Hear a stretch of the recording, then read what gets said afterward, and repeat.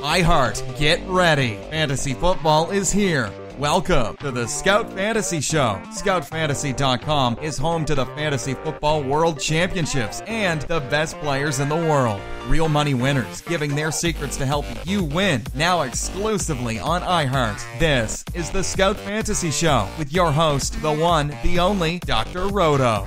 Dr. Roto, get out the insurance cards, get out the copay. The office is open, my friends. We're going to go mining the box scores for Fantasy Gold. We'll see who's out there. And I'm going to tell you this.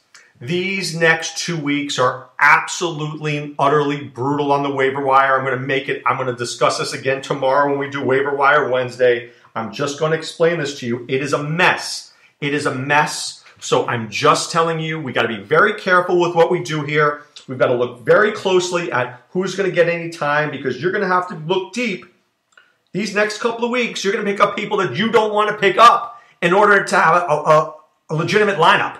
So, starting with Kansas City, Demarcus Robinson, get him now. Just get him now. 8 targets, 5 receptions. He's legit. He's real deal. I know I've discussed this at least twice. At least twice. So, I can't discuss it anymore. You got to get him now. Otherwise, it's going to be too late. Get Demarcus Robinson.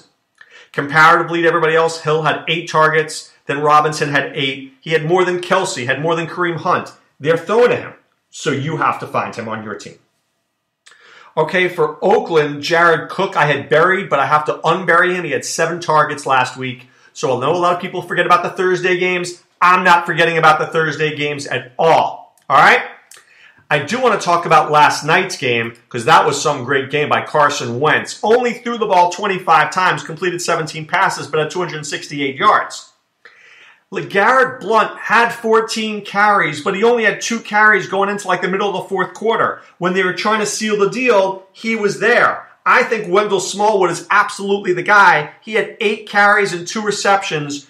I can't believe he's available in your league, but if he is, you have to get him. Josh Doxson, to me, has also turned into the second receiver on this team outside of Jordan Reed. I'll say Jordan Reed is option 1. I think Josh Doxson's turning into option 2. Terrell Pryor Sr. stinks. Jamison Crowder was out there for a lot of snaps, but he's not doing that much. I know he had 6 targets, second most on the team, but Jordan Reed is the number 1 guy, and Doxson is a great player. He really is. Now is probably your last time to get Josh Doxson, so please don't sleep on it. For Buffalo, I want to throw out something here to you. Zay Jones has been a monumental disappointment this year, but he had 9 targets last week. That was more than LaShawn McCoy, and that was 3 times as many as Jordan Matthews. I'm just saying I like the number of targets there. That tells me something that they're trying to go to him. That's all I can ask for. Try to go to the guy. If he doesn't make the catch, so be it. But I want to see my guy get the play or get the opportunity. For Tampa Bay, O.J. Howard might be a very good pickup. And I'll tell you why. Because the guy had 6 targets and 6 receptions. We've been waiting for him to break out. The guy's a star of epic proportions. But, Cameron Braid is there, Deshaun Jackson's there, Mike Evans is there. But O.J. Howard was the guy. If you need a guy over the next 2 weeks, O.J. Howard might be the guy who's the guy. You know what I'm saying about the guy? No, I'm just teasing. But he might be somebody who's usable. For Arizona, yeesh. All I know here is that the bye week couldn't have come any sooner for this team. I mean, now that Carson Palmer's out, seriously, that's a problem. So when I look at week 8, and I'll tell you this, Larry Fitzgerald on a big fat bye. Jacksonville on a bye, that's Leonard Fournette. Arizona on a bye, that's Peterson and Fitzgerald. The Giants are on a bye. The Rams are on a bye. Tennessee is on a bye, and Green Bay is on a bye. Those are who the bye weeks are this week. A lot of teams. So Arizona, you can't really look there this week. And without Carson Palmer, I don't want to look there at all. The Rams are on bye week, but I like Robert Woods. I like Cooper Kupp, Sammy Watkins. I'll tell you this. Woods, Kupp, and Gurley had 25 targets out of 37 attempts. That is a whole lot. There. And I think people have to be very cognizant of this. Let me just give you some quick headlines here. For the Eagles, okay, Jason Peters tore his ACL and MCL. He's their great tackle. That's a problem. So Lane Johnson's going to go to the left side, I think, and then we're just going to have to see what happens there, but it's an issue. By the way, Juju Smith-Schuster in the concussion protocol. I like this guy, but what about Marty B, Martavis Bryant? There's a bunch of Marty B's. There's Martellus Bennett and there's Martavis Bryant. I know he wants out, but this might be the thing that keeps him in if Juju Smith-Schuster is out. That game is the Sunday night game, and that is a good matchup for Martavis Bryant. Really is. Nobody's going to own that guy, but that's a very good matchup for him. Jacksonville is on their bye week, but TJ Yeldon, interesting guy to stash.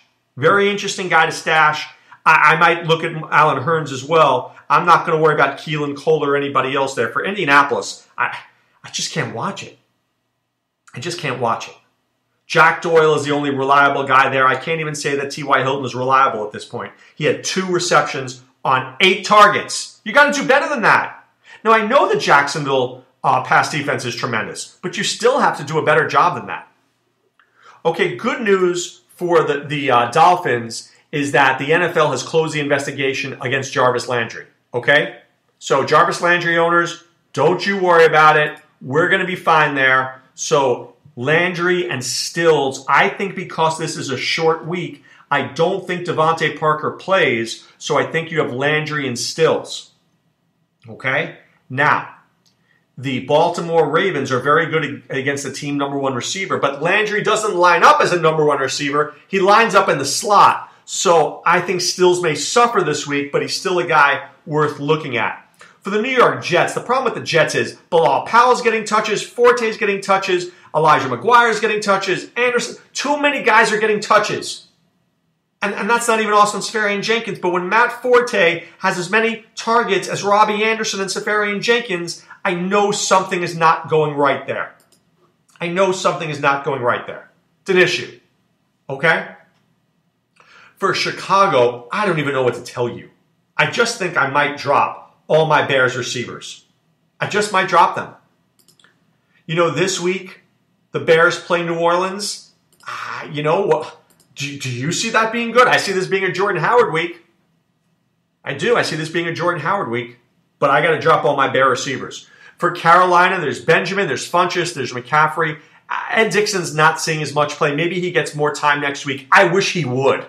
I wish he would, because you know when it seems like when Ed Dixon plays well, the Panthers do well. And it has nothing to do with Ed Dixon. It has to do with Cam Newton finding Ed Dixon. When Cam Newton finds Ed Dixon, that means he's actually, finding more than one read, which you know that Cam doesn't do very well, right? Cam's a one read kind of guy, not a 2, right? One thing at a time for Cam Newton. All right, Minnesota and Baltimore. Minnesota, I would like to think that Diggs comes back this week. If he comes back, you've got Diggs, Rudolph, and Thielen. We know that the Browns are very good against the run. I don't love Murray and McKinnon this week, but I do love Thielen. I do love Diggs. I do love Kyle Rudolph. I think Case Keenum is a very sneaky start this week if he starts. Minnesota's winning. They're going to want to win this game, right? It's a big game for them. They're at Cleveland. Well, it's in London. I think this is a Case Keenum love fest there. I do. Too bad I can't use that on FanDuel. For Baltimore, take a look at this kid, Chris Moore. I like him. I think he's got upside. Mike Wallace, maybe he returns. Keep your eyes peeled on that. I don't know what's happening there. For New Orleans, where's Willie Snead? I believe that Ted Ginn Jr. is a legitimate number 2 receiver there now. No more Snead. So you've got Thomas and Ginn. You've got Kamara and Ingram. That's what you have. Maybe Brandon Coleman every now and then. Colby Fleener, I'm done with this guy. He's trash for the side of trash. I'm cutting him. Green Bay has to figure it out. They're on bye week this week, but they've got to figure out how Brett Hundley can make this offense work. They're 4-3. He didn't get anybody involved last week. This team was a train wreck. We need to see them do better. We need to see them do better. If they don't, it's a long week. That's all I can tell you. It's going to be a long week. All right, so now let's see other things to discuss. Yeah, Mike Wallace was limited in practice. Remember I talked about him and Jeremy Maclin. I think Maclin will be back for Baltimore. I do. I think Maclin will be back for Baltimore. All right, let's take a look at Tennessee versus Cleveland.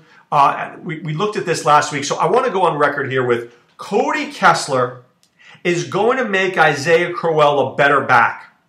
I don't know if he's going to get the starting job, but I can't watch Deshaun Kaiser anymore, and I think Cody Kessler deserves a shot.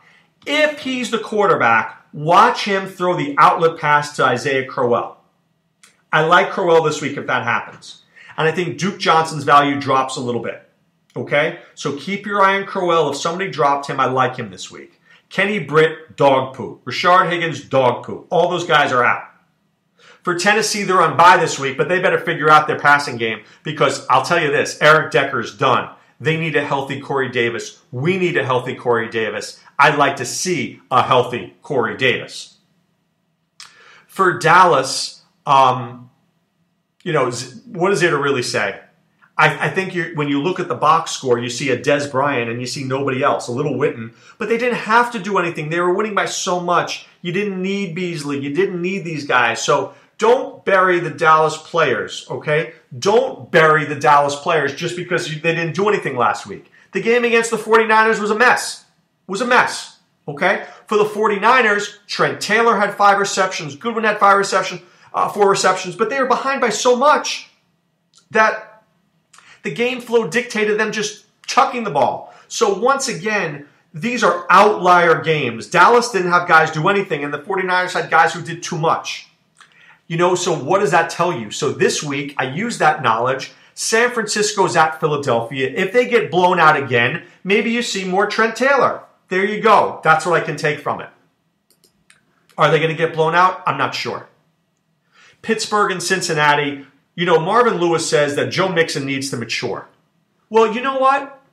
I disagree with Marvin Lewis. I totally disagree with him. He says he needs to mature. How about Marvin Lewis make your offense work better? I don't blame Joe Mixon. He should get more than 10 touches of the football. He's probably pissed off because he's not getting it. Good for him. Well, Joe needs to mature. Joe needs to get the football. A.J. Green needs to get the football, and Marvin Lewis needs to get fired. I really believe that. I like Marvin Lewis. I've always been a Marvin Lewis fan. I think he's there too long. It's done. It's done. Move on. All right, for Pittsburgh, once again, we talked about Juju Smith-Schuster. If he's out, giddy up on Martavis Bryant. I think this is a very good possible week for him. All right, the Chargers against Denver. Once again, you're looking at the Chargers' numbers. Keenan Allen did nothing. Melvin Gordon did nothing. That was just a game. They went out to a big lead, and they didn't have to do anything. So I wouldn't all of a sudden, panic. I mean, Travis Benjamin had the touchdown there. Keller had the touchdown there. Just relax. Relax with the Chargers and don't panic. They won the game. Their skill players will play better. I do believe that. I think you'll see Allen and Tyrell Williams. They'll all play better against New England. For Denver, I am worried. I am officially worried. C.J. Anderson stinks. Trevor Siemian came back to reality. He's not very good. A.J. Derby had the most targets on that team last week. How did he not get the ball to Demaryius Thomas? How did he not do that? Devonta Booker was involved. Benny Fowler had some targets, but this team is in disarray right here. I think John Elway was wrong. You have to have a quarterback. Trevor Siemian, not good enough. Not good enough. Speaking of not good enough, Atlanta has to get the ball to Julio Jones. You're going to look at the box score and see 9 for 99 and a touchdown and 13 targets. But at halftime, he was barely used. This was all late game stuff. They need to do a better job, and they need to get Devonta Freeman more involved as well. For New England, good luck. Deion Lewis, Rex Burkhead, Gillislee, who knows what's going on there? This is just a mess of epic proportions. But New England's playing great football, and I think next week against the Chargers, they do the same thing. They get all these guys involved. I don't know what to tell you. Burkhead, Lewis, Gillislee, White, Hogan, Cooks, Gronk. Who knows who's going to play well each week? I know I don't. Finally, for Seattle, Thomas Rawls and Eddie Lacy split the number of carries. They both had 11. But watch out for C.J. Prosise. He will be back, and I want to see how he integrates into this team. If he does, I think he could be a difference maker the second half of the year. For the Giants, please. What a mess. I mean, Ingram's the only guy I like at this point. I know I spent a lot of money on Roger Lewis in free agency. I regret that. That was what we call a bad life decision. But you want a good life decision? A good life decision is joining ScoutDFS.com. Check out our optimizers, check out our articles, check out our podcasts. Great info there. And another great life decision, going to ScoutFantasy.com. Enter the promo code ROTO2017. Get half off your first month. That's what we call a good life decision. Here's what else I know. I know these 2 weeks are big. Go to your teams now, right now. Stop what you're doing. Go to your lineups and set them. See what you need. Then start attacking the waiver wire. The next 2 weeks are critical.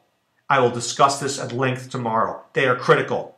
Don't fool around.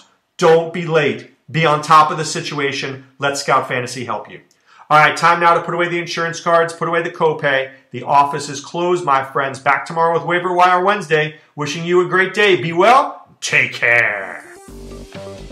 Thanks for listening to the Scout Fantasy Show. There's never been a better time to join the Scout Army. Visit ScoutFantasy.com. Use the promo ROTO for 2 months free. And don't forget, fantasy players, please thumbs up the podcast on the iHeart app. See you next time. Go Scouts!